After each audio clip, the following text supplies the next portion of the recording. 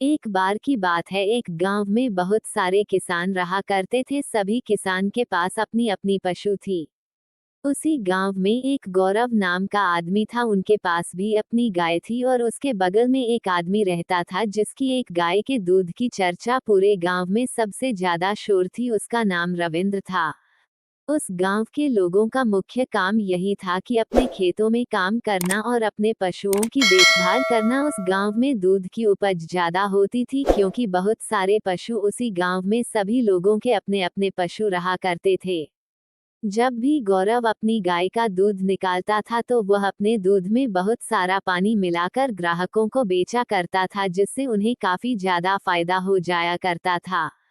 गौरव हमेशा से ऐसा ही करता रहा था, तो वह सुबह शाम जब भी गाय का दूध होता था तो हुआ उसमें काफी ज्यादा मात्रा में पानी मिला दिया करता था। इस कारण से लोग उनका दूध देने से इनकार कर दिया करते थे।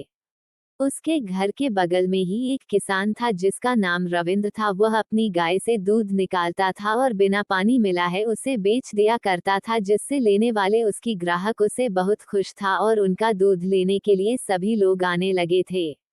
रविंदर जब गांव से बहुत निकालता था तो उसके घर के बाहर की लंबी लंबी लाइन लग जाती थी, क्योंकि उसका का इतना बड़ा था और उसके पास कम से कम 10 गाय थी। उनके घर में करीब करीब एक दिन में 100 किलो दूध निकलता था, जिस कारण से हलवाई से लेकर बहुत सारे दुकानदार, चाय वाले अथवा बहुत सारे घरेलू आदमी भी उसका दूध लेने के लिए लंबी लंबी लाइन उसके घर के बाहर लगा दिया करता था, वह दूध लेने के लिए।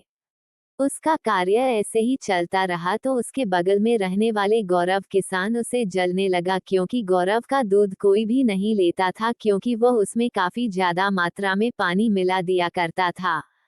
तभी उन्होंने सोचा कि हम रविंद्र किसान का नुकसान कर कर उसकी गाय को मार देंगे और फिर हमारा दूध ही सभी लोग लेंगे। इससे हमारा ज्यादा फायदा होगा और हम जितना मन उतना पानी मिलाकर भेज देंगे। उन्होंने अगली सुबह ठीक वैसा ही किया। जैसे ही रात होगा उन्होंने एक जहर का डिब्बा लाया और रविंद्र की गाय के चारे में मिला दिया। जैसे ही गाय ने हुआ चारा खाया, अगले ही दिन गाय की मौत हो गई थी। ये सब देखकर रविंद्र बहुत दुखी था, क्योंकि उसकी गाय की मौत हो चुकी थी। अब उसका घर का खर्चा दशहरा सन किस प्रकार से चलेगा, ये सोच सोच कर उनकी हालत खराब हो गई थी और उनके पास अभी पैसे भी बहुत कम थे।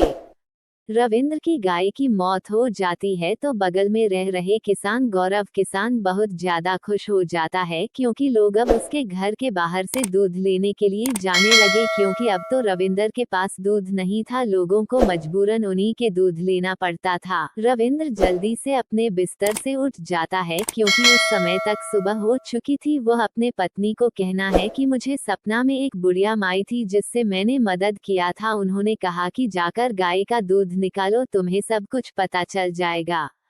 रविंद्र ने ठीक वैसा ही किया। उन्होंने बाल्टी उठाई है और गाय का दूध निकालने चला गया। जैसे ही उन्होंने गाय का दूध निकालो तो देखा कि गाय का दूध पीला रंग का देख रहा था।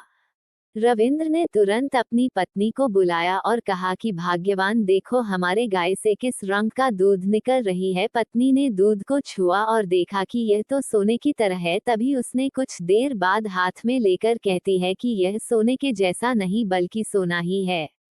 वो मन ही मन उस बुढ़िया माँ को धन्यवाद किया और कहा कि पत्नी से लोग हमारी जिंदगी सुबह देमाली है। अब हम लोग दूध निकालकर इसे सोने के भाव से सोने की दुकान को जाकर सुनार के पास भेज दिया करेंगे, जिससे हमारी दुख के दिन खत्म हो जाएंगे। उन्होंने ठीक मैसेज करने लगा। रोज सुबह शाम दूध निकलता है और उसे सुनार के पास जाकर भेज दिया करता था। कुछ ही दिनों के बाद रविंदर बहुत ज्यादा अमीर हो गया था और सब अमीर हुआ तो अपने गांव के लोगों को ही बहुत ज्यादा मदद किया करता था। रविंद्र के सोमवार को देखते हुए गांव के लोगों ने बहुत ज्यादा पसंद करने लगे थे, क्योंकि वह सभी के सुख दुख में हमेशा काम आया करते थे।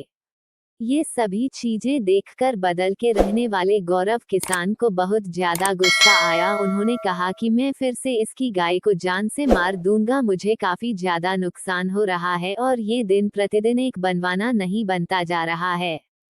अगली सुबह गौरव ने वैसा ही किया। शाम होने दिया और उसके घर पहुंच गया हुआ गाय पर हमला करने के लिए तैयार था। तभी आ जाना वह बूढ़ी अम्मा उसके पास आती है और गौरव किसान को जोर से मारती है। गौरव किसान इतनी दूर से आकर गिरता है कि उसका कहीं अता पता नहीं चलता है और वह बूढ़ी अम्मा उनको अच्छे से समझा देती है कि दोबारा तुम इस तरह का कार्य करने की कोशिश मत करना, क्योंकि यह कोई आसान सा नॉर्मल गए नहीं है, यह एक जादुई का है, इसे मारना तो तुम्हारे बस का नहीं है। फिर क्या था उस दिन के बाद गौरव किसान उस गांव में तो क्या उस एरिया में भी नहीं, लिखा हुआ गांव छोड़कर कहीं दूर जाकर बस सुखा था, क्योंकि बूढ़ी अम्मा उसको वार्निंग दी थी कि तुम यहाँ नजर मत आना, नहीं तो तुम्हारे साथ बहुत बुरा हो सकता है। सिर रविंद्र अपने पति पत्नी से सब बच्चे समेत खुश रहा और हमेशा अपने आस पड़ोस तथा